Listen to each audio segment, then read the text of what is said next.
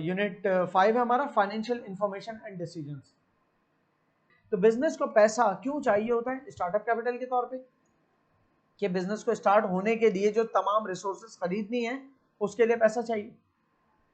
Business को expand करना है, एक चलता चलाता बिजनेस अच्छा चल रहा है, अच्छा प्रॉफिट कर रहा है, लेकिन उसको अगर एक्सपेंड करना है तो अभी नहीं हो सकता बॉस, उसको रुकना पड़ेगा, 5-6 साल रुकना पड़ेगा, या तो 5-6 साल रुक के प्रॉफिट्स को रिटेन कर करके पैसा जमा करके फिर एक्सपेंड करें, या उसको लगता है यार मैं आज ही से एक्सपेंड करता हूँ ना अगर किसी से उधार लेके, तो मैं उसका 1 साल 2 साल में उधार भी चुका दूंगा और बिजनेस एक्सपेंड भी हो चुका होगा। Why do I wait for 5 years then? सही, जब मेरा आज बिजनेस के अंदर अगर मेरा 1 यूनिट प्रोडक्शन का है जिसमें माल प्रोड्यूस होकर सेल हो रहा है और डिमांड उससे ज्यादा है, मेरी इतनी डिमांड है कि मैं 3 प्रोडक्शन यूनिट्स खोल सकता हूँ। से फॉर एग्जांपल एनी चीज, आप ये माइक्स बना रहे हो तो आप एक प्रोडक्शन यूनिट के से जितने माइक्स के फुल माइक्स बनाने की फुल कैपेसिटी पे आप ऑपरेट कर रहे हो, तो अगर आपके 2 प्रोडक्शन यूनिट्स और खुल जाए तब भी आप डिमांड को मुश्किल से पूरी कर पाओगे, तब भी आप हार्डली डिमांड को पूरी कर पाओगे, इतनी डिमांड मौजूद है अगर आपके माइक्स चल पड़े। सही, तो फिर क्या है, फिर आप कहोगे यार मेरा एक बिजनेस मुझे साल का 1 करोड़ रुपए मुनाफा करके देता है और मुझे एक यूनिट खोलने के लिए कम से कम 2.5 करोड़ रुपए चाहिए। अब 1 करोड़ मुनाफे से 50 लाख चले जाएंगे ओनर्स को प्रॉफिट की सूरत में, उनको भी चाहिए, बाकी 50 लाख रिटेन भी रखते हैं कंपनी में, तब भी 2.5 करोड़ के अंदर एक और यूनिट लगना है मेरा, 50-50 लाख करके 5 साल तक सेव करना पड़ेगा एक और यूनिट लगाने के।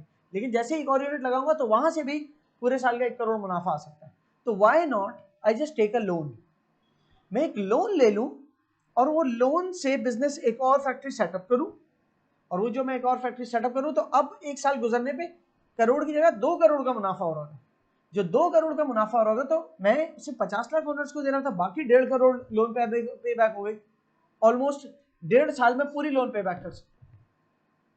क्लियर? सो लेकिन चाहते बिजनेस, जो बिजनेस बहुत अच्छा परफॉर्म कर रहे होते हैं वो लोन पे बैक पीरियड को दूर से दूर करते चले आते हैं कि जितनी देर से पे बैक हो, तो जिसने आपको लोन दिया वो मान जाएगा, वो उसको मिल रहा होता है ना उसके बदले, किसी को सूद मिल रहा होता है, या कोई इस्लामिक फाइनेंस सिस्टम है अगर, तो इस्लामिक फाइनेंस के अंदर इजारा के बेसिस पर आपने कोई चीज खरीदी है, मतलब कि आप उसको इस तरह से खरीदते हो कि जितनी परसेंटेज ऑफ ओनरशिप बैंक की है उसको उसके बदले रेंट मिलता रहे, और उस रेंट के साथ आप एक इंस्टॉलमेंट भी अटैच करके दे रहे हो, तो आहिस्ते आहिस्ते परसेंटेज ऑफ ओनरशिप आपकी तरफ स्विच हो रही है। ठीक है, तो आप उसके ओनर बनना शुरू करें। So it is no more interest based, है उसी तरह का अरेंजमेंट, लेकिन इंटरेस्ट खत्म, कॉन्ट्रैक्ट से इंटरेस्ट खत्म हो गया। क्लियर हो रही? स्टार्टअप कैपिटल के लिए चाहिए होता है, एक्सपेंशन के लिए चाहिए होता है, वर्किंग कैपिटल के लिए चाहिए होता है। देखो वर्किंग कैपिटल होता है वो कैपिटल का हिस्सा जो वर्किंग में है। कैपिटल क्या होता है, अगर इस स्टेज पे मैं सवाल करूं, व्हाट वुड यू से? अकाउंट्स को पढ़ने के बाद तो ये आंसर एनी टाइम आप दे सकते हो। कैपिटल क्या होता है? जो ओनर का पैसा है। अच्छा, एज एन अकाउंटेंट आप ओनर नहीं बन के सोचना, आप समझना, चाहे आप ही पैसा दे रहे हो बिजनेस में, आप समझो आप काउंटर के उस तरफ थे ओनर, आपने पैसा रखा, घूम के वापस आके अकाउंटेंट बन गए, तो वाह पैसा, तो आप ओनर बन के सोचोगे मेरा पैसा बिजनेस में गया, अकाउंटेंट बन के सोचोगे मैं जिस बिजनेस में हूं उस बिजनेस में पैसा आया। सही? सो अकाउंटेंट बन के ही सोचना है आपने। अच्छा, तो कैपिटल क्या चीज है? जो ओनर देता है बिजनेस को वो कैपिटल है। ठीक है, बिजनेस क्या जो स्टार्ट हो सकता है वो 2 तरीके से हो सकता है, कैपिटल से, उधार से। पैसा कहां से आ सकता है? कैपिटल से या फिर उधार से। क्लियर है? ये इन दोनों का मिक्स, कि अगर बिजनेस को स्टार्ट करने के लिए कम से कम 10 लाख रुपए चाहिए ताकि हम प्रिंटिंग के कुछ जो है ना इक्विपमेंट खरीद सके, छोटा बिजनेस खोल ले प्रिंटिंग का, तो कुछ एक फोटोकॉपियर खरीद सके, एक प्रिंटर खरीद सके, अच्छा सा स्कैनर खरीद सके, कुछ बेसिक आइटम डेस्क वगैरह सब कर कर आके 8 लाख तक का या 8.5 लाख तक का खर्चा, और बाकी पेपर के रिम्स आ जाएंगे बहुत सारे, तो 9 लाख तक में तो माल आ जाएगा। बाकी हम अपने बैंक अकाउंट में रखेंगे कुछ पैसा, कि मार्केटिंग की जरूरत पड़ सकती है, लोगों को सैलरी देने की जरूरत पड़ सकती है। ठीक है, तो 10 लाख की रिसोर्सेज अगर चाहिए बिजनेस को, या एसेट्स कह दो, 10 लाख के एसेट्स चाहिए बिजनेस को, तो कहां कहां से आ सकते हैं? कैपिटल से और लाइबिलिटीज से। तो ये सोर्स ऑफ फाइनेंस है किसके लिए? ये 10 लाख के लिए। और इस 10 लाख से क्या करेंगे? बिजनेस असासन खरीदेगा। जब ये 10 लाख कैश की फॉर्म में है तब भी एसेट है, और इस 10 लाख कैश से फिर कोई ये कैश देकर कुछ और खरीदे तो वो भी हमारा एसेट ही है। ठीक है, एसेट मतलब असासा। तो वर्किंग कैपिटल का वो हिस्सा होता है जो करंटली हमारी ऑपरेशनल एक्टिविटी को फाइनेंस करने के लिए चाहिए होता है। देखो, एक तो होता है फिक्स्ड टाइप का कैपिटल, यूं के बड़ी प्लांट एंड मशीनरी चाहिए, वो हर महीने थोड़ी चाहिए होती है। वो तो 5-5, 10-10, 15-15, 20-20 साल के अंदर एक दफा खर्चा होता है बड़ा प्लांट एंड मशीनरी का, वो वर्किंग कैपिटल में नहीं आएगा। लेकिन उस प्लांट एंड मशीनरी को चलाने के लिए जो लेबर रखी है, उस प्लांट एंड मशीनरी की जो मेंटेनेंस है माहाना जो होती है, उसके चलने के बाद जो बिजली का बिल आता है, ये सारे जो एक्सपेंसेस हैं, सही ना, इन सारे एक्सपेंसेस को हमारा पूरा करता है वर्किंग कैपिटल। कैश फ्लो जो हमारे हाथ में होता है ऑपरेशनल एक्टिविटीज को फाइनेंस करने के लिए। क्लियर हो रही? तो हमें एक तो स्टार्ट करने के लिए बिजनेस पैसा कैपिटल चाहिए, उसके अलावा वर्किंग कैपिटल चाहिए होता है कि हमारे जो एवरीडे एक्सपेंडिचर है वो मीट हो सके। एसेट फाइनेंसिंग के लिए चाहिए होता है कि आपको अगर कोई एसेट लेके आना है बिजनेस में, बिजनेस चलता हुआ है तो शुरू में एसेट चाहिए थे, अब बिजनेस चला, आप एक और नया प्लांट एंड मशीनरी लेके आना है तो उसके लिए पैसा चाहिए। क्लियर? रिसर्च एंड डेवलपमेंट के लिए पैसा चाहिए। R&D जहां देख लो मतलब रिसर्च एंड डेवलपमेंट के, बिजनेस ग्रो होना चाहता है ना, अभी जो प्रोडक्ट बना रहा है सब सेटिस्फाइड है उस प्रोडक्ट से, ठीक है, लेकिन इवेंचुअली बिजनेस चाहेगा प्रोडक्ट बेहतर से बेहतर करता चला जाऊं, तो उसके लिए रिसर्च एंड डेवलपमेंट डिपार्टमेंट मौजूद होगा जो कि नई नई आइडियाज लेके आ रहा होगा, नई नई रेसिपीज लेके आ रहा होगा, या फॉर एग्जांपल फार्मास्यूटिकल कंपनी है कोई तो उसमें नए नए दवाइयों के फॉर्मूले जो है वो इन्वेंट कर रहे होंगे। क्लियर? तो वो जो ये सारा इन्वेंशन वगैरह का जितनी भी एक्टिविटीज है वो रिसर्च एंड डेवलपमेंट के खाते में जाती है, तो उनको भी रिसर्च करने के लिए पैसा चाहिए होता है। जो लोग रखोगे, जो इंजीनियर्स रखोगे, उनको सैलरीज देनी पड़ेगी, और जब वहां से थ्रू होती है research and development, research phase से थ्रू हो जाती है प्रोडक्ट तो डेवलपमेंट फेज में जाती है, सही है, वो डेवलप हो गया प्रोटोटाइप, उसका लॉन्च होता है मार्केट में, तो पूरी प्रोडक्ट लाइफ साइकिल आपको बताई हुई ऑलरेडी, उसका आपने ग्राफ भी देखा हुआ।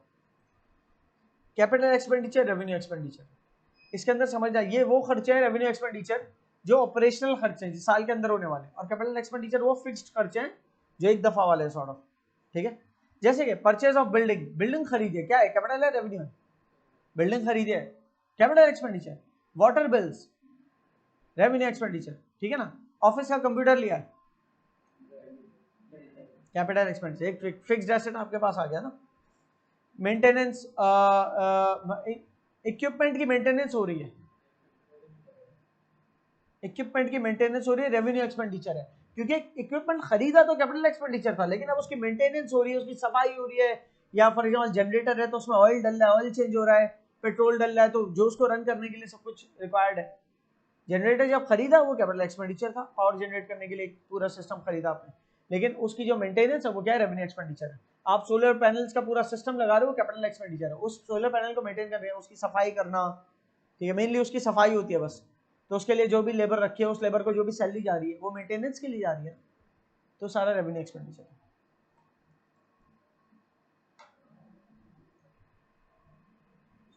कैपिटल रेवेन्यू एक्सपेंडिचर आप देख लेंगे।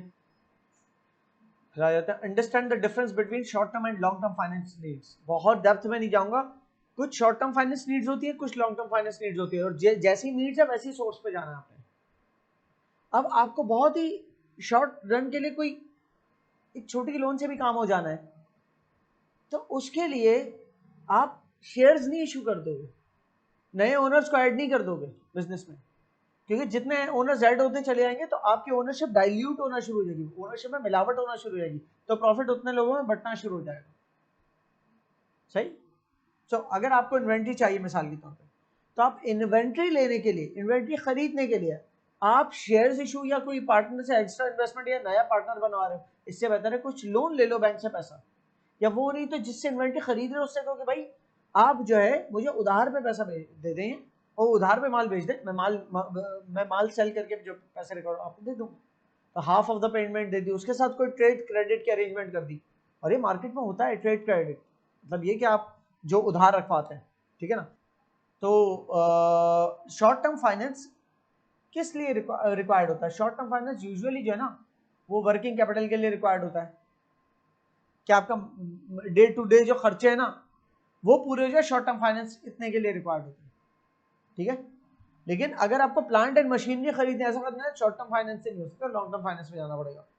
आपने करोड़ों का प्लांट उधार पे खरीद लिया, 3 महीने बाद पेमेंट कर दूंगा, कैसे हो सकता है, सही है। आपको लॉन्ग टर्म प्लान चाहिए, फिर वो या तो बैंक से लोन लेना पड़ेगा आपको, या फिर आप अगर एक कंपनी हो तो आपने शेयर इशू कर दी, या आप एक बिजनेस पार्टनरशिप हो तो आपने पार्टनर ऐड कर दिया कि मैं ये पार्टनर इसलिए ऐड कर रहा हूँ कि मुझे करोड़ों रुपए चाहिए ताकि मैं एक प्लांट लगा सकूँ, सही है। अब वो पार्टनर ऐड होने से वो कहोगे प्लांट लगाने का क्या फायदा, वो जब पार्टनर आएगा जो प्लांट अब लगाएंगे तो जो भी प्रॉफिट होगा, पिछले प्रॉफिट में प्रॉफिट ऐड तो होगा, लेकिन फिर बढ़ जाएगा एक और पार्टनर में, लेकिन वो एक और पार्टनर बढ़ने के बावजूद सबके हिस्से में और ज्यादा आएगा पहले से। सही है, क्योंकि ये अरेंजमेंट थोड़ी है कि नया प्लांट एंड मशीनरी जो लगा रहे हैं उससे जो भी प्रॉफिट होगा सब तुम ले जाओगे। फायदा क्या ऐसी पार्टनरशिप का? वो आ रहे प्लांट एंड मशीनरी लगा रहे तो उससे जो भी प्रॉफिट हो रहा है प्लस इससे जो भी प्रॉफिट हो रहा है जो आपके मौजूदा ऑपरेशन है उस सब प्रॉफिट को पूल करके उसमें से एक फ्रैक्शन उसको जा रहा है, बाकी आप सबको जा रहा है जो भी आपकी पार्टनरशिप की percentage of sharing profit and loss जो आप शेयर करते हो उस हिसाब से। ठीक है, तो इसके अंदर डिफरेंस लिखा हुआ शॉर्ट टर्म और लॉन्ग टर्म फाइनेंस का। शॉर्ट टर्म फाइनेंस में शायद कोलेटरल रिक्वायर्ड ना हो। कोलेटरल कहते हैं गिरवी रखना, कि आप किसी से कुछ उधार ले रहे हो तो उसके पास गिरवी रखवा रहे हो कुछ। तो शॉर्ट टर्म फाइनेंस में इतना रिक्वायर्ड है। मिसाल तौर पे आप माल लेने आए सप्लायर के पास, आपने कहा कि मैं माल खरीदना चाहता हूँ, पैसे नहीं है, कितने का माल चाहिए? मुझे 10 लाख का माल चाहिए, मेरे पास सिर्फ 5 लाख रुपए देने के लिए, बाकी कब तक दे दो? 2 महीने में दे दूंगा। तो कोई गिरवी नहीं रखेगा कुछ, तो ठीक है ले लो, उसको पता है आपका बिजनेस कहाँ है, अगर माल नहीं बिकेगा तो आप वापस कर दोगे, तो 5 लाख तो आप दे ही चुके हो ना उसको, बाकी वो आपसे माल अपने प्राइस पे वापस लेगा। सही है, तो बहरहाल ये कोई कोलेटरल नहीं रखेगा। ठीक है, बहरहाल या आप डिफरेंसेस देखेंगे तो आपको आइडिया हो जाएगा शॉर्ट टर्म और लॉन्ग टर्म फाइनेंस का। इस लेवल पे पहुंच के चीजें तेज हो सकती हैं। और internal and external sources of finance क्या समझ में आता है? इंटरनल सोर्सेज ऑफ फाइनेंस क्या होंगी?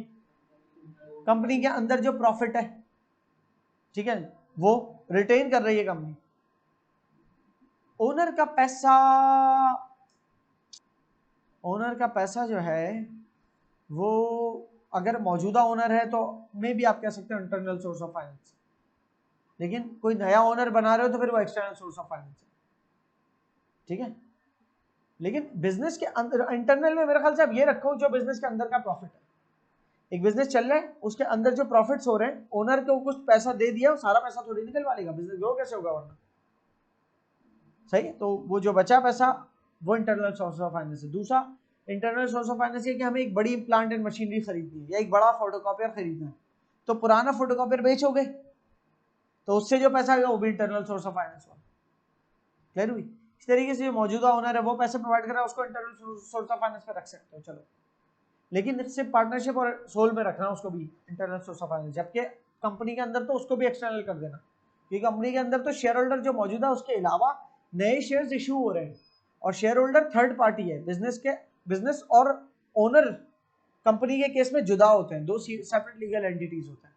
ठीक है, तो उसको आप एक्सटर्नल कह सकते हो कंपनी के केस में, लेकिन पार्टनरशिप और सोल प्रोप्राइटर कहोगे कि यार वो एकदम ही ओनर ऐसा एकदम बाजू में आके बैठ जाता है, तो एकदम ही इंटरनल सोर्स ऑफ फाइनेंस लग रहा है। ओनर्स की सेविंग्स सोल प्रोवाइडर और पार्टनरशिप के केस में वो इंटरनल कह सकते हो। एक्सटर्नल सोर्स ऑफ फाइनेंस के अंदर क्या है?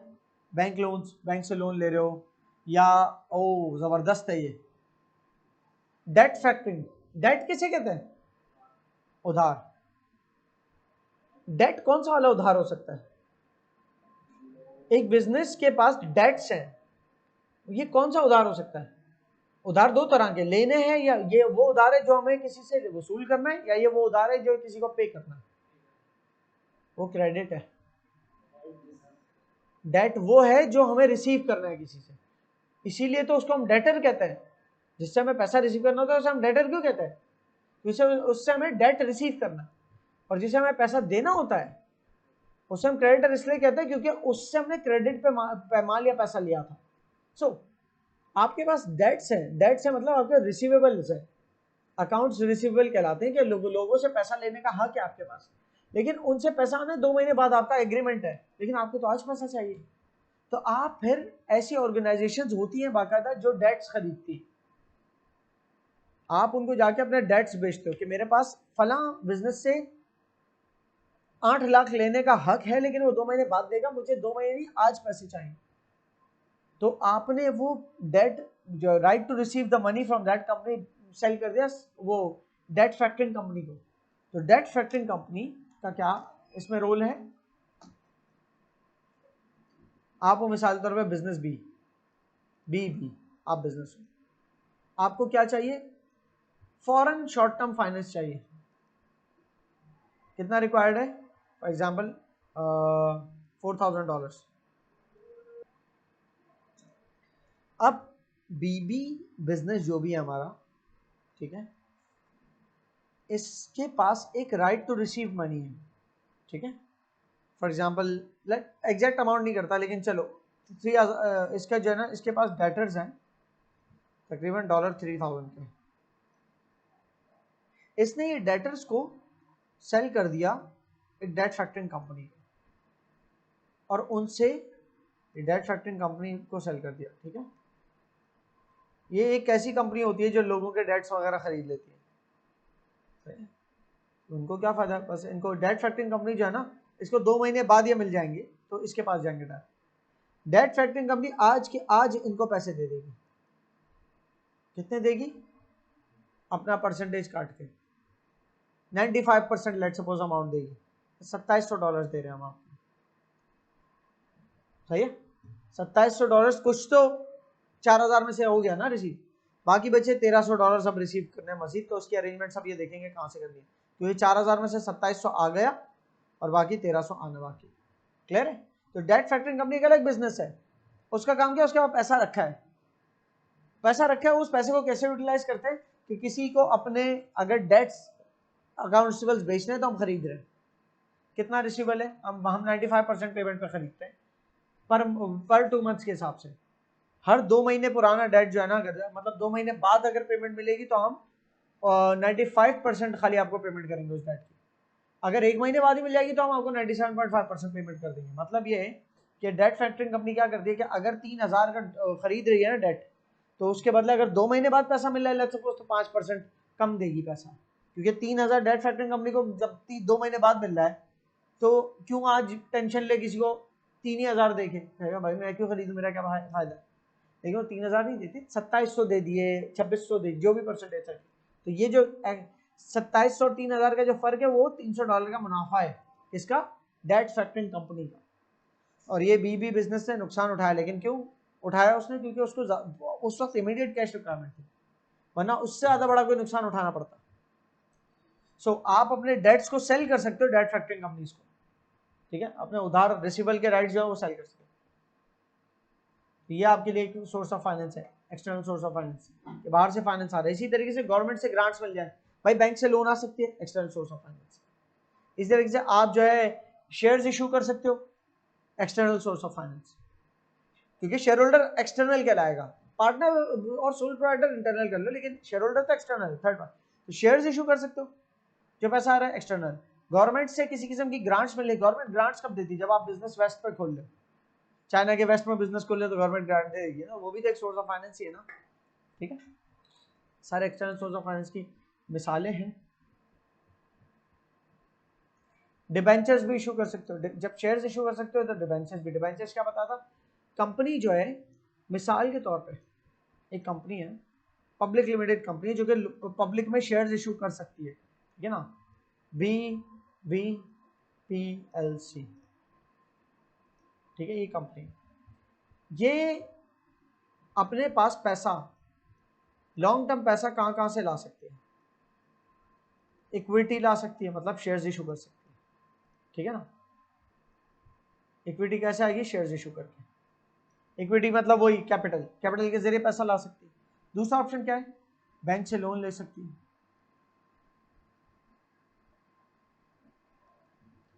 चलो शेयर्स का तो पता है कि अवाम में, फॉर एग्जांपल BVPLC को लोगों से रेस कर, मतलब रेस करना है $4 मिलियन,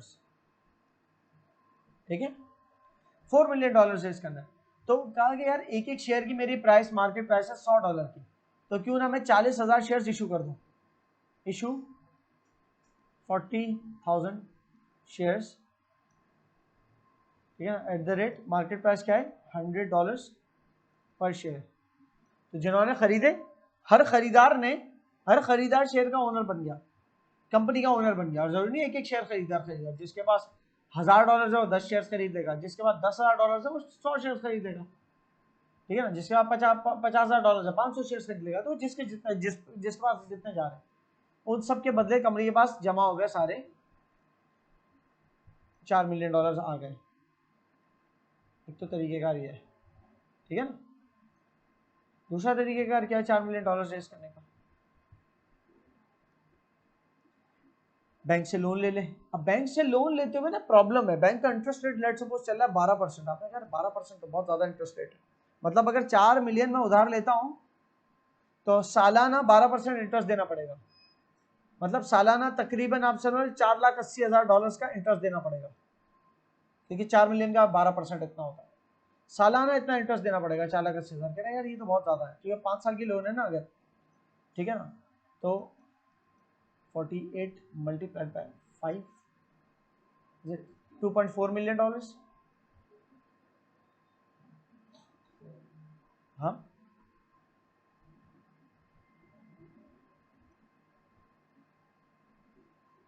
हो सकता है ना, क्योंकि 12% को मल्टीप्लाई 5 करो क्या होता है 60, टोटल 60% बना ना, 4 मिलियन का 60% क्या होता है 2.4 मिलियन। तो 5 साल के पीरियड में 2.4 मिलियन तो सिर्फ इंटरेस्ट में चला जाएगा, फिर 5वें साल में मुझे $4 मिलियन भी वापस करना है, तो बड़ा खर्चा हो गया ये तो, सही है। तो नहीं वो मतलब ये लेट्स सपोज बिजनेस कहता है कि नहीं यार इतना बड़ा परसेंटेज नहीं चाहिए हमें, फिर बिजनेस देखता है कि यार अगर लोग अपनी सेविंग्स, बिजनेस कहता है चलो मुझे ये नहीं चाहिए ऑप्शन, यार ये तो मेरा क्रॉस है, फिर वो बिजनेस कहता है कि क्या मैं डिवेंचर्स इशू कर सकता हूँ, मतलब मार्केट में मेरी इतनी वर्थ है कि लोग मेरे डिवेंचर्स खरीदें, ठीक है, अगर मार्केट में अच्छा नाम है तो लोग खरीदेंगे, साथ में इंटरेस्ट रेट भी आप अगर अच्छा दे रहे हो, मतलब लोगों के पास जो पैसा है वो अगर बैंक में रखवाते हैं तो बैंक उनको 10% इंटरेस्ट रेट दे रहा है। आपने कहा क्या 10% इंटरेस्ट रेट अगर बैंक दे रहा है तो मैं अगर 10.5% इंटरेस्ट रेट दूंगा सालाना, तो लोग शायद मेरे पास पैसा रखवा लेंगे अपना। बैंक के पास कहां से पैसा आता है, लोगों का पैसा होता है।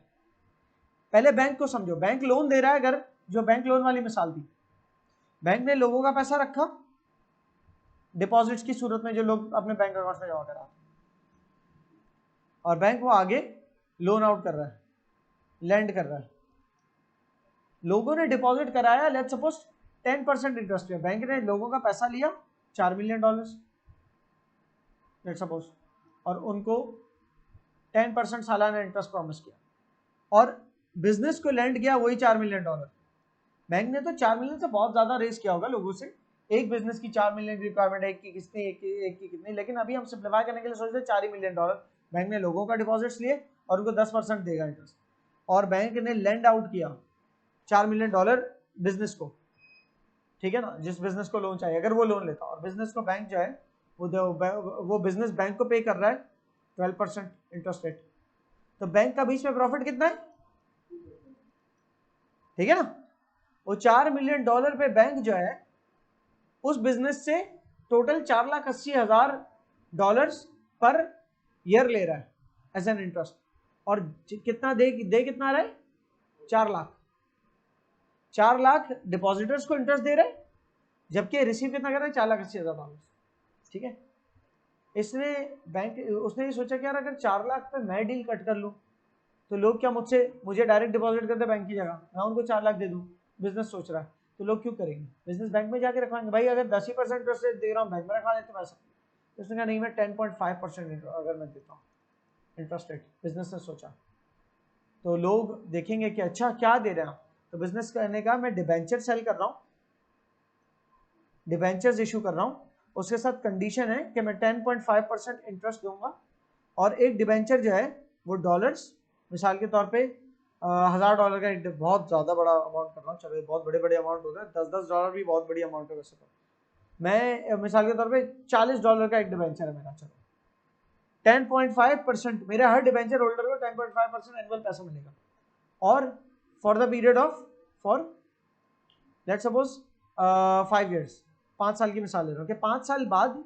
जिसके पास $40 का डिबेंचर है ना उसको $40 वापस भी मिल जाएंगे, और 5 साल तक हर $40 के डिबेंचर के ऊपर 10.5% इंटरेस्ट भी मिलेगा, तो $40 के ऊपर 10.5% इंटरेस्ट रेट क्या होगा $0.2, तो ये तुम कर लेना $40 मल्टीप्लाई 10.5, तो हर $40 के डिबेंचर होल्डर को कितना मिल रहा है $4.2, तो सबका टोटल कर लो, सबने, किसी ने 1000 डिबेंचर्स खरीदे होंगे, किसी ने 10 खरीदे होंगे, किसी ने 400 खरीदे होंगे, सबका टोटल कर लो, ठीक है। पहले तो बताओ डिबेंचर्स कितने इशू करने पड़ेंगे $40 के कितने डिबेंचर्स इशू करने पड़ेंगे वो डिपेंड करता है पैसा कितना रेज करना है। कितना रेज करना है?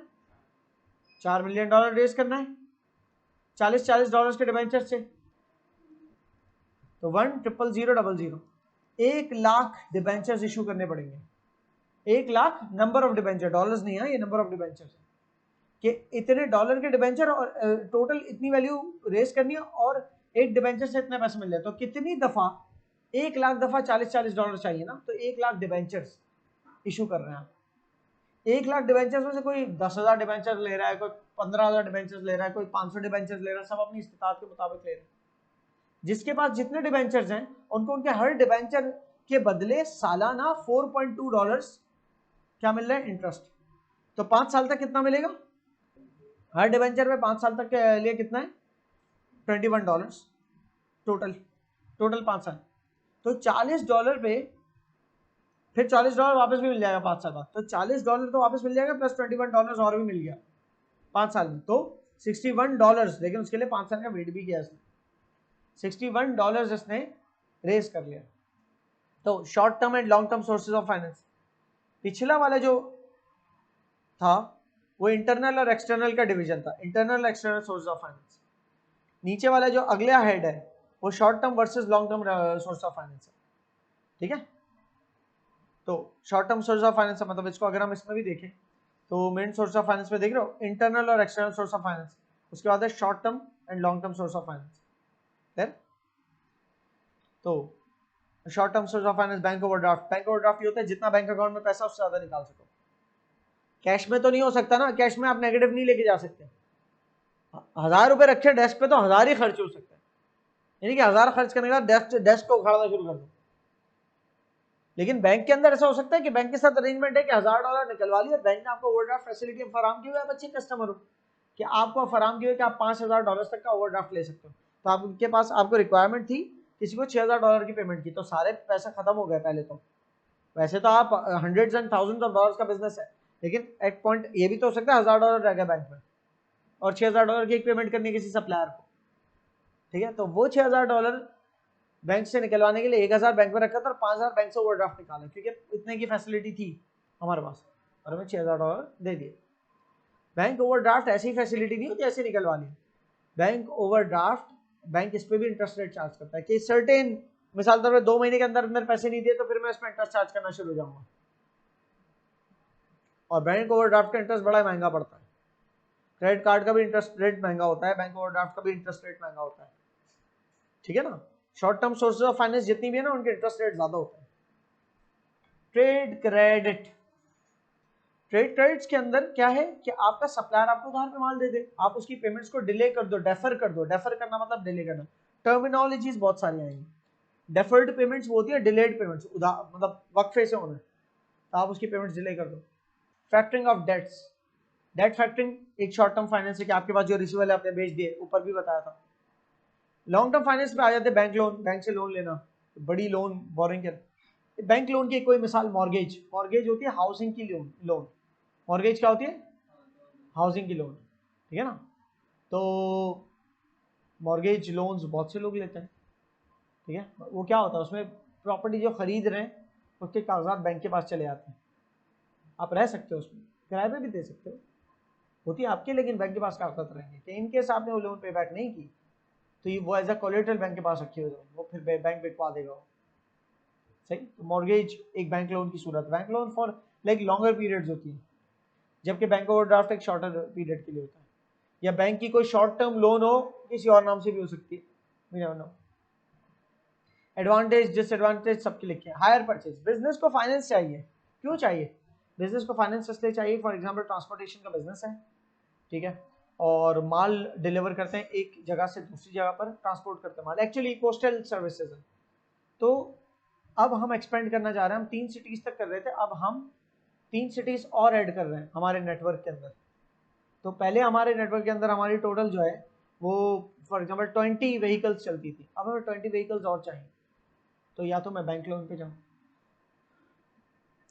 या मैं जिनसे व्हीकल्स दिला उनसे कहूँ उधार पे बेच रहे हो, ओके ठीक है ले लो, 2 महीने में पेमेंट कर दो। ट्रेड क्रेडिट 2 महीने नहीं, मैं 3 साल में दूंगा, तो यहाँ ट्रेड क्रेडिट नहीं चलेगा, शॉर्ट टर्म बैंक ओवरड्राफ्ट वगैरह नहीं चलेगा, बैंक लोन चल सकती है, शेयर्स इशू कर दे भाई, हो सकता है आप कंपनी ना हो तो पार्टनर से ले रहा, पार्टनर के बाद इतना पैसा तो लगा ले, सही है ना। अब क्या कर सकते, पार्टनर के पास भी इतना पैसा नहीं, नए पार्टनर ऐड कर सके, हाँ ये एक ऑप्शन है। और क्या ऑप्शन है, हायर परचेज। हायर परचेज क्या होता है, इंस्टॉलमेंट्स पे गाड़ियां खरीद लो, सही। जैसे इंटरेस्ट बेस्ड होती है, वो आप इंस्टॉलमेंट्स पे करवा देते हो, जिसमें गाड़ी की जो अपनी वैल्यू है उसमें जो है ना, जितने ज्यादा साल लगेंगे आपको पेमेंट करने के, उतने ज्यादा साल का इंटरेस्ट ऐड हो जाएगा, कि हर साल लेट्स सपोज 10% इंटरेस्ट देना है। तो अगर 5 साल के लिए ले रहे हो तो 5 साल के 50% इंटरेस्ट बनेगा ना टोटल, हर साल 10% देते हुए। 7 साल के लिए ले रहे हो लोन, तो जितने ज्यादा अरसे के लिए लोन ले रहे हो, या इंस्टॉलमेंट्स पे जितने ज्यादा लंबे पीरियड में आप पे बैक कर रहे हो, हायर परचेज है। हायर परचेज एक इंटरेस्ट बेस्ड है, इंटरेस्ट फ्री भी हायर परचेज। वो क्या है, जैसे बैंक इजारा फाइनेंसिंग करते हैं, जैसे मैंने बताया कि आपने जो गाड़ियां लेनी है वो बैंक उसकी पेमेंट कर देगा आपके बिहाफ पे। अब वो गाड़ियां बैंक की है, आप उसको किराए पे चला रहे हो, किराए के साथ हर महीने आप पोर्शन ऑफ ओनरशिप अपने ऊपर स्विच करते जा रहे हो, जो आपको बताई थी बात, ठीक है। वो भी एक हायर परचेज की मिसाल है। इसके अलावा क्या हो सकता है, सोर्स ऑफ फाइनेंस। देखो ये थोड़ी सी इनडायरेक्ट सोर्स ऑफ फाइनेंस है। लीजिंग, लीज किसे कहते हैं, रेंट। रेंट पे ले लो गाड़ियां, आपकी एक गाड़ी आपको कितना मुनाफा कमा के देगी, 20 व्हीकल्स। मुझे एक व्हीकल तकरीबन, मुझे जो है ना पोस्टल सर्विसेज के अंदर पूरे महीने में तकरीबन मुझे 5 लाख रुपए तक की पोस्टल सर्विसेज का मुनाफा कमा के देगी, ठीक है। अरे वो गाड़ी अगर पूरे महीने के लिए आप लेते हो किराए पे, तो क्या पर डे के हिसाब से आप लगा ले 5,000 का किराया उसका, पर डे 5,000 का किराया, 10 दिन का 50,000 हुआ, 30 दिन का कितना हुआ, 1.5 लाख किराया। तो 5 लाख मुनाफा आ रहा है, 1.5 लाख किराया निकाल देना, ये भी तरीका है। समझ आ रही बात। सो लीजिंग का मतलब किराया, लीज का मतलब क्या होता है, रेंटल्स। रेंटल्स पे भी ले सकते हो। रेंटल्स और hire purchase are two different things. Rentals जो है वो सिर्फ रेंटल्स है, आपकी कभी भी ओनरशिप नहीं होगी। जबकि हायर परचेज के अंदर या तो आप इंस्टॉलमेंट से खरीद रहे हो तो वो तो रेंटल्स है ही नहीं, या अगर इजारा करवा रहे हो तो वो रेंटल्स है। जितनी परसेंट ओनरशिप बैंक के पास है उसको यूज करने का रेंट दे रहे हो, साथ में जो अपने ऊपर इंस्टॉलमेंट्स में ओनरशिप ट्रांसफर करते जा रहे हो, ठीक है। तो जब तक आपने जो गाड़ी की मालियत थी ना, अगर वो गाड़ी मिसाल के तौर पर 12 लाख की एक गाड़ी थी, तो 12 लाख की हर महीने आप एक फ्रैक्शन ऑफ पेमेंट देते जा रहे हो, मिसाल के तौर पर 20 हजार रुपए, 20,000 रुपए गए तो 20,000 की ओनरशिप आपकी हो गई, बैंक की रह गई 11,80,000 की ओनरशिप, फिर 11,60,000 की ओनरशिप, और बैंक की जब तक ओनरशिप हो, उस ओनरशिप को आपको हक दे रहा है चलाने का, तो उसका वो किराया ले रहा है, तो बैंक उस मद में उसको एज ए प्रॉफिटेबल कर रहा है, सही है। Issue of share long term finance है, शेयर इशू कर दे कंपनी। लॉन्ग टर्म लोन्स वही बैंक लोन्स यार, ऊपर हो गया। डिबेंचर्स का भी जिक्र यहां पर आ गया, जो कि ऊपर हो गया, ठीक है। यहां पर हम mostly external source of finance की बात करें। इंटरनल सोर्सेज की तो बात ये थी कि बिजनेस अपना प्रॉफिट करे और जमा करे, कुछ ओनर ले जाएगा, बाकी बचेगा बिजनेस का अपना, जमा करते करते करते फिर कोई बड़ा अमाउंट जमा हो जाए तो उससे फिर प्लांट एंड मशीनरी या मजीद गाड़ियां खरीद ले, सही है। इसमें बाहर से नहीं लेना पड़ा है, लेकिन यहाँ ज्यादातर मिसालें बाहर की हैं, क्योंकि लॉन्ग टर्म फाइनेंस चाहिए। लॉन्ग टर्म फाइनेंस अगर बिजनेस इंटरनली ग्रो होने का वेट करेगा ना, तो 8-8 10-10 साल लग जाएंगे उसको प्रॉफिट इतना बनाने के लिए कि अब उतनी ही बड़ा बिजनेस की एक और ब्रांच खोले। तो बिजनेस इसलिए एक्सटर्नल सोर्स पे जाता है, जरूरी। आप अपना बिजनेस आइडिया पिच करते हो, और ये ज्यादा पुराना आइडिया नहीं, क्राउड होगा, बहुत पुराना भी होगा, लेकिन हाईली एप्लीकेबल अब हुआ है इंटरनेट के बाद से। तो इंटरनेट पे वेब प्लेटफॉर्म्स बने हुए जो क्राउड फंडिंग के लिए है, जैसे किक स्टार्टर के नाम से, जिसका मैंने जिक्र भी किया है यहाँ पर, किक स्टार्टर। लेकिन ये स्टार्ट अ प्रोजेक्ट, तो आप यहाँ पर अपना for example bring a creative project to life, अब तक 2,47,108 प्रोजेक्ट फंड हो चुके हैं यहाँ पर, ठीक है। और इतना अमाउंट अब तक फाइनेंस कर चुका है, $7.6 बिलियन ये वेबसाइट जो है वो फराहम कर चुकी है, अलग अलग किस्म के प्रोजेक्ट्स को अलग अलग अमाउंट्स, ठीक है। तो किसी को अच्छा ये पैसा आया कहाँ से, ये आप सिर्फ और सिर्फ जरूरी थोड़े फंड रेज करने के लिए आओ, आप फंड प्रोवाइड करने के लिए भी तो आ सकते हो,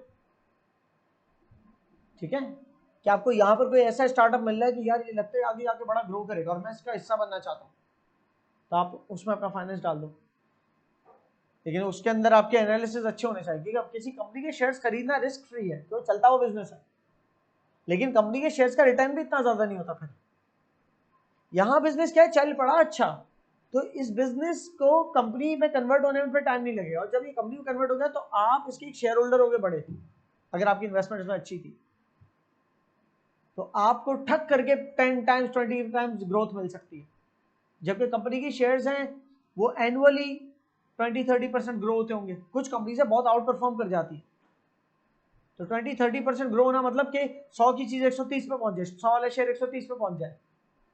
लेकिन अगर कोई ऐसा प्रोजेक्ट है कि जिसकी इन्वेस्टमेंट जो है कंपनी में कन्वर्ट हुआ है, जब आपने इन्वेस्ट किया था तो वो मिसाल के तौर पे लेट्स सपोज $10,000 के बराबर थी इन्वेस्टमेंट, ठीक है, लेकिन उसके बदले आपको जो परसेंटेज ऑफ ओनरशिप मिली वो कुछ ऐसी मिली कि जब ये कंपनी बना बिजनेस तो आपको उसके कंपनी होने में कन्वर्ट होने के बदले आपकी परसेंटेज ऑफ ओनरशिप की वजह से लेट्स सपोज आपको 10,000 शेयर्स मिल गए, और 10,000 शेयर की मार्केट वैल्यू, क्योंकि वो कंपनी बहुत स्ट्रांग थी तो हर कोई उसके शेयर्स खरीदना चाह रहा था, जब शेयर्स खरीदना हर कोई चाह रहा था, डिमांड बढ़ गई तो प्राइस ऊपर चले गया, तो हो सकता है वो प्राइस ऊपर जाते जाते $15 पर चले गए, आपके पास तो वो $10,000 की चीज थी जो आपने लिया, $10,000 से 10,000 शेयर्स पड़े, और वो मतलब पहले तो शेयर्स नहीं थे, खैर पहले तो कंपनी नहीं बनी थी, लेकिन जब कंपनी बनने से पहले जो आपकी परसेंटेज ऑफ ओनरशिप थी वो 10,000 शेयर्स में कन्वर्ट हुई, तो आपने इनिशियली $10,000 लगाए थे, उसके बाद 10,000 शेयर्स आपको जब वो कंपनी बनी तो मिले, और फिर इवेंचुअली एक शेयर की कीमत अगर $10 तक चली गई तो आपके $10,000 के जो शेयर है वो 10 टाइम्स ग्रो के $100,000 पे चले गए, ठीक है, क्योंकि एक शेयर $1 का था आपके हिसाब से, 10,000 शेयर्स मिले आपको जबकि आपने $10,000 खर्च किए थे, तो आपको तो एक शेयर $1 का पड़ा था, मार्केट वैल्यू एक शेयर की $10 है, तो जिसके पास $10,000 हो और उसके एक शेयर की मार्केट मालियत जो है ना $10 की हो, तो $10,000 10,000 number of shares multiplied by $10 का एक शेयर, तो $1,00,000 की वैल्यू के आपको शेयर मिले, जरूरी ये 10 टाइम्स ग्रोथ। सो ये तो फिर एनालिसिस है ना, इसकी एक मिसाल यहाँ पर की, तो खैर यहाँ मिसाल भी पढ़ लेना आप, ऑक्यूलस की दी हुई है। तो क्लाउड फंडेड प्रोजेक्ट जो है वो 4 टाइप्स के, डेट बेस्ड भी हो सकते हैं कि आप क्राउड से फंड्स लो, डेट बेस्ड, आप पब्लिक को स्टॉक एक्सचेंज में जाके डिबेंचर्स नहीं सेल कर सकते ना, तो क्राउड फंडिंग प्लेटफॉर्म पे जाके फाइनेंस रेज करो कि मैं फाइनेंस रेज करना चाहता हूँ और मैं इतना % इंटरेस्ट दूंगा एनुअली जो मुझे फाइनेंस फराहम करेगा, सही, तो एक बंदा नहीं तो हो सकता है बहुत सारे लोग मिलकर कुछ अमाउंट बना, या इक्विटी बेस्ड हो सकते हैं कि वो आपसे आप इक्विटी बेस्ड के मैं इंटरेस्ट नहीं दे सकता, मैं लोन के तौर पे नहीं ले रहा पैसा, बल्कि मैं इक्विटी बेस्ड ले रहा हूँ कि मुझे जो फाइनेंस करेगा वो मेरा हिस्सेदार होगा, शराकतदार होगा, पार्टनर बनेगा, ठीक है। रिवॉर्ड बेस्ड हो सकता है कि मैं एक प्रोडक्ट या सर्विस लॉन्च करने जा रहा हूँ, जो मुझे फंड करेगा इस प्रोडक्ट या सर्विस में, उसे यहाँ की फ्री मेंबरशिप मिलेगी जो होती है। ऑक्यूलस की यहाँ पर मिसाल है, ऑक्यूलस एक कंपनी है, ऑक्यूलस रिफ्ट के नाम से आप उसकी प्रोडक्ट को जानते हैं, जो VR का हेडसेट है, वर्चुअल रियलिटी हेडसेट है, ठीक है, वर्चुअल रियलिटी हेडसेट, वो 2014 ना, यस 2014 में उसे फेसबुक ने खरीद लिया था ऑक्यूलस को, लेकिन उससे पहले की स्टोरी है कि पहले तो एक किक स्टार्टर के ऊपर प्रोजेक्ट खुला था ऑक्यूलस, और ये रेस करने गया था $250,000, लोगों को इतना आइडिया पसंद आया कि वो उसी दिन चंद घंटों में $250,000 रेस कर दिए थे इस बिजनेस में, फिर बाद में एक दफा इसको एक और फाइनेंसिंग मिली $2.4 मिलियन की भी, लेकिन फिर ये बिजनेस जब स्टैब्लिश हो गया तो फेसबुक ने इसको खरीदा $3 बिलियन में। तो अब आप ये देखें कि ऑक्यूलस ने सबसे पहले क्राउड फंड हुई $250,000 से,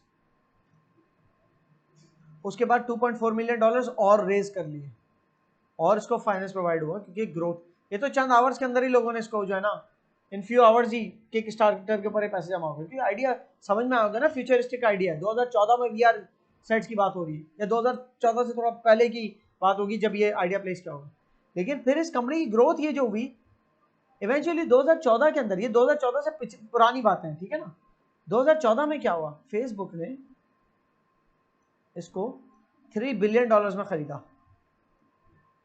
so look at the growth, ये होती है ग्रोथ पॉसिबल।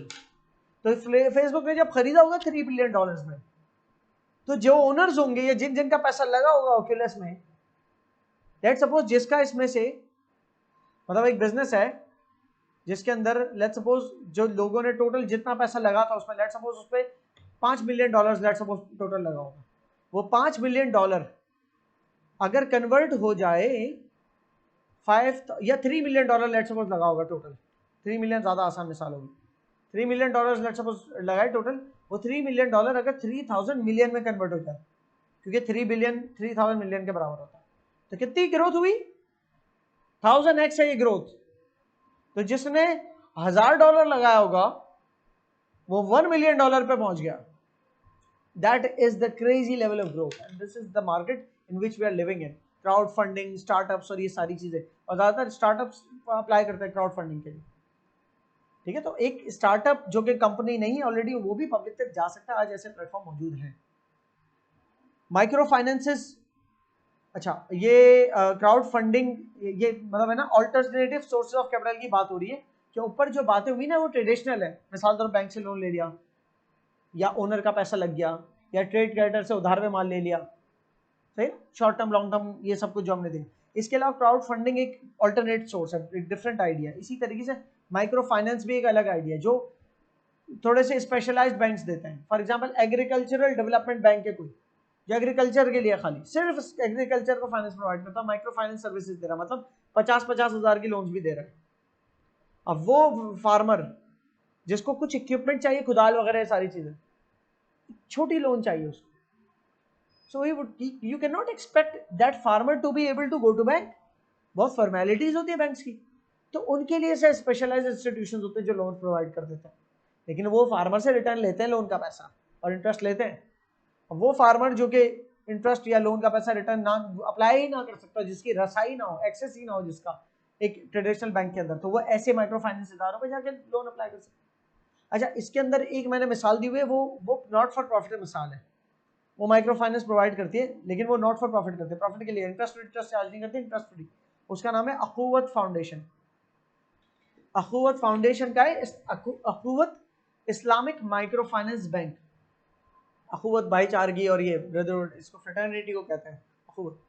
तो अखुवत इस्लामिक माइक्रो फाइनेंस जो कि अखुवत फाउंडेशन का है, वो प्रोवाइड करता है ऐसे लोगों को लोन्स जो यूजुअली इनको नहीं मिल सकते, या जो एक्चुअली लेना चाह रहे हैं लोन्स लेकिन वो इंटरेस्ट नहीं देना चाह रहे, इंटरेस्ट फ्री काम करते हैं। लोन लो, एक टाइम पीरियड अलॉटेड होता है, उसमें पे बैक कर लो।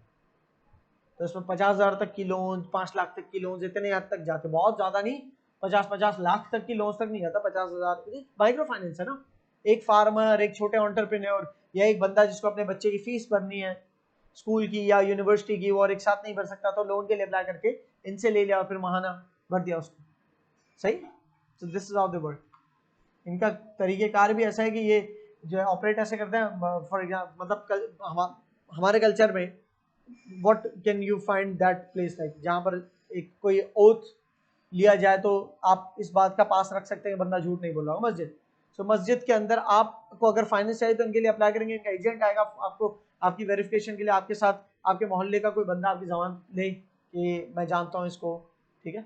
और वहाँ पर मस्जिद के अंदर रहते हुए एक मतलब एक हल्फ नाम होगा उसके अंदर कि कोई किसी किस्म की इन गुड फेथ ले रहे हैं कि वापस भी करेंगे पैसा, ठीक है, और जब कर सकेंगे तो वापस, इसमें कोई अरेंजमेंट्स हो जाती है, तो फिर वो वापस करते इतने महीने बाद। अब ये क्या, ये नॉट फॉर प्रॉफिट कैसे हुआ, उज़ैर भाई जो पैसे दे रहा है वापस तो मिल रहा है, लेकिन बेटा उस पैसे की वैल्यू तो गिर रही है ना। इन्होंने पैसा दिया जिस वक्त, लेट्स सपोज इन्होंने 1 लाख रुपए दिया जिस वक्त, उस वक्त लेट्स सपोज सोना अगर 1 लाख रुपए का 10 ग्राम था, 1 साल बाद ये पैसा वापस ले रहा हो, तब सोना क्रेजी बढ़ गया और वो 1.5 लाख का हो गया 10 ग्राम। तो ये लोन देने के बजाय 1 लाख रुपए अगर गोल्ड खरीद लेते 10 ग्राम, और 1 साल बाद अगर वो गोल्ड को कन्वर्ट कराते कैश में, तो 1.5 लाख में कन्वर्ट होता ना, राइट। लेकिन लोन तो 1 लाख के बदले 1 लाख ही वापस आ रहा है, ठीक है, इंटरेस्ट की तरफ थोड़ी जा रहे हैं, क्लियर है। और ये इन्फ्लेशन, अच्छा ये भी सोच लेना होता है व्हाट अबाउट इन्फ्लेशन, कि मैं इंटरेस्ट नहीं चार्ज करना चाहता, लेकिन मेरे पैसे की जो वैल्यू है, अगर मैं किसी को आज 1 लाख दे रहा हूँ और मेरे 1 लाख की जो परचेसिंग पावर है वो मेरी लूज ना हो, मतलब 1 साल बाद आज मैं जो 1 लाख का जो खरीद सकता हूँ वो 1 साल बाद भी खरीद सकूँ। तो अगर मैं आज 1 लाख दे रहा हूँ और आज मैं वो 10 ग्राम सोना खरीद सकता हूँ, 1 साल बाद क्या मैं 1.5 लाख ले सकता हूँ इस बेसिस पे कि मुझे 10 ग्राम सोना मिले, इतनी वैल्यू। तो ये जो 50,000 इजाफी, क्या ये इंटरेस्ट है, डिपेंड करता है कॉन्ट्रैक्ट पे। अगेन अगर आपने 1 लाख दिया और 1 साल बाद का मैं इसके बदले 1,50,000 दूंगा, ये इंटरेस्ट हो गया, क्योंकि बीच में कोई प्रोडक्ट ही नहीं है ना, पैसे के बदले पैसा है, पैसे के ऊपर पैसा विदाउट एनी प्रोडक्ट और सर्विस। लेकिन आप 1 लाख देते हुए अरेंजमेंट करोगे, मैं आपको 10 ग्राम सोने, मैं आपको 10 ग्राम सोना उधार दे रहा हूं, आप तो कैश दे रहे हो भाई, क्या वहां दुकान पे जाके दूं सुनार की, मैं जो उधार दे रहा हूं 10 ग्राम सोने का इक्विवेलेंट उधार दे रहा हूं, आप मुझे 1 साल बाद 10 ग्राम सोने का इक्विवेलेंट वापस करोगे, तो 1 साल बाद वो 1,50,000 अब देगा तो वो सूद नहीं कराएगा। लेकिन चांसेस ये भी तो 1 साल बाद सोने की वैल्यू नीचे आ जाए, तो फिर वो आपको 10 ग्राम सोने के हिसाब से 90,000 की वैल्यू चली गई ना 1 साल बाद, तो 90,000 वापस करेगा, क्लियर हो रही है। So this is trade, trade के अंदर प्रॉफिट और लॉस दोनों के चांसेस होते हैं, सही है। लेकिन वो जो दूसरा था उसमें तो अगले का नुकसान, आपका सिर्फ फायदा ही पॉसिबल है, सही। सो दैट वाज अ सूद टाइप की arrangement. The main factors considered in market in making the financial choice, अब फाइनेंशियल चॉइस करनी है कि भाई आपने कौन से सोर्स ऑफ फाइनेंस पे जाना है, बैंक लोन लेना है, डिबेंचर्स करना है, वो इन चीजों पे डिपेंड करता है। मिसाल के तौर पे अगर आपको बिजनेस को एक्सपेंड करना है तो बिजनेस एक्सपेंड बैंक ओवरड्राफ्ट से थोड़ी हो सकता है, 2-3 महीने में पे बैक कर देना होता है, उसका इंटरेस्ट रेट भी बहुत हाई होता है। तो आपको बिजनेस एक्सपेंड करना है, या तो आप मॉर्गेज ले रहे हो या फिर आप शेयर्स इशू करके बना पार्टनर्स क्रिएट कर रहे हो, ठीक है, या आप पढ़ लोगे ना, ये हो जाएगा, रिकमेंडेशंस वगैरह सब कुछ पीछे बात हो गई है। अब ये कि कौन से सर्कमस्टांस में आप कौन सा मेथड प्रेफर करोगे, तो ये दोनों लिखे हुए हैं इसमें। कुछ मिसाल, जैसे अगर आप नॉन करंट एसेट लेना चाह रहे हो तो आप क्या चाहोगे, लॉन्ग टर्म लोन ले लूं बैंक से, या लॉन्ग टर्म लोन की जगह क्या कर सकता हूं, मैं लीज करवा लूं, किराए पे ले लूंगा एसेट, या हायर परचेज भी हो सकता है ना, इंस्टॉलमेंट से भी तो खरीद सकता हूं ना, वो नहीं लिखा है यहाँ पर, वो भी लिख सकता था, या शेयर्स इशू करके। नॉन करंट एसेट एक बड़ी चीज है, तो या तो बैंक से लोन लूं, या शेयर इशू करूं, या किराए पे ले लूंगा एसेट और उसके बदले किराया दूं। फोटोकॉपियर मशीन लेनी है, 100 फोटोकॉपी मशीन लेनी है, बड़ा अगर फोटोकॉपी का काम है तो 100 की 100 मशीनें किराए पे ले ली, क्लियर है, या फिर इंस्टॉलमेंट्स में खरीद ली। ये यहाँ पर secure finance from banks and share holders, banks और शेयर होल्डर से हमेशा फाइनेंस मिल नहीं जाता, उसके लिए कुछ फॉर्मेलिटीज होती हैं, ठीक है ना, और वो फॉर्मेलिटीज पूरी करने के अंदर चंद चीजें, जैसे कि आप अगर ओनर्स, अगर नए शेयर होल्डर चाह रहे हैं शेयर्स इशू करना, तो शेयर होल्डर तो वैसे ही आपसे जुदा है, एक तो आपका अपना शेयर होल्डर आपसे जुदा है, एक वो बंदा जो आपका शेयर होल्डर भी नहीं है, वो आपके लिए पोटेंशियल शेयर होल्डर है, अभी नहीं है शेयर होल्डर लेकिन पोटेंशियल है। हर बंदा आपके लिए पोटेंशियल शेयर होल्डर है कि उस तक आपकी बात पहुंच जाए और वो आपका खरीद ले, पोटेंशियल है कि चांसेस उसके शेयर होल्डर कन्वर्ट। वो क्या देख के आपकी कंपनी में इन्वेस्ट करेगा, आपके इनकम स्टेटमेंट देखेगा आपका प्रॉफिट कितना है, आपके कैश फ्लो फोरकास्ट देखेगा कि आप क्या देख, मतलब आपका कैश फ्लो अभी क्या है, तो उस हिसाब से आपका फ्यूचर कैश फ्लो क्या होगा, बिजनेस में पैसा होगा कि नहीं होगा। ऐसा तो नहीं है कि किसी बिजनेस के शेयर खरीदता हूँ, बिजनेस डूब गया तो मेरे शेयर भी डूब जाएंगे, बहुत सारे बिजनेस डूबते हैं उनकी शेयर वैल्यू भी डूब जाती है, तो बिजनेस बंदा फ्लैट हो जाता है, तो बंदा जल्दी से बेच दे। जल्दी से क्यों बेचेगा, एक डूबते हुए बिजनेस का शेयर कौन खरीदेगा, डिमांड नीचे आ जाती है, सिर्फ वो खरीदेगा जिसको लगता है अभी ये नीचे आई है डिमांड, ये ऊपर चली जाएगी तो सस्ते में ले लूं, वरना तो कोई और नहीं लेगा, लेकिन बिकेगा फिर भी सस्ते में ना वो शेयर। तो वो भाई देखते हैं, इसी तरह बैंक्स भी देखते हैं कि मैं किसी को उधार दे रहा हूँ तो उसके प्रॉफिट है इतना, वो देखते हैं कि उसकी एग्जिस्टिंग लोन्स कितनी है, मुझसे तो उधार लेना ऑलरेडी बहुत गेयरिंग तो नहीं है उसकी, गेयरिंग का मतलब बहुत ज्यादा उधार तो नहीं है उसका, इतना तो उधार नहीं कि ओनर का पैसे से ज्यादा उधार का पैसा हो, तो ये हाई गेयर्ड होता है बिजनेस, कि इसका जो गेयर है, इसका लीवर है हाईली लिवर्ड या हाईली गेयर्ड, इसका जो गेयर है ना वो बैंक के हाथ में ज्यादा है, वो लाइबिलिटीज के हाथ में ज्यादा है, ओनर के हाथ में कम है, सही है। सिक्योरिटी कोलैटरल का मसला आता है फिर, कि आप जैसे बैंक से लोन अप्लाई कर रहे हो तो कोलैटरल पे करते हो, किसी का मतलब आप सिक्योरिटी देते हो। फिर बिजनेस प्लान आपका क्या है वो भी देखते हैं, कि आप बाकायदा मार्केट में जब अपने शेयर्स को आप एक तरह से मार्केट करते हो कि we are issuing share application हम लॉन्च करें और बिजनेस के ये प्रोजेक्ट्स होने वाले, तो एक पहले पूरा एक आप अपने बिजनेस की रेपुटेशन क्रिएट करते हो मार्केट के अंदर एडवर्टाइज कर करके। तो ये सारे जो मैटर्स और बिजनेस का प्लान क्या है, इस पैसे से क्या करने वाला है बिजनेस, ये सारी चीजें देखेंगे। तो उसमें से एक चीज है कैश फ्लो फोरकास्ट।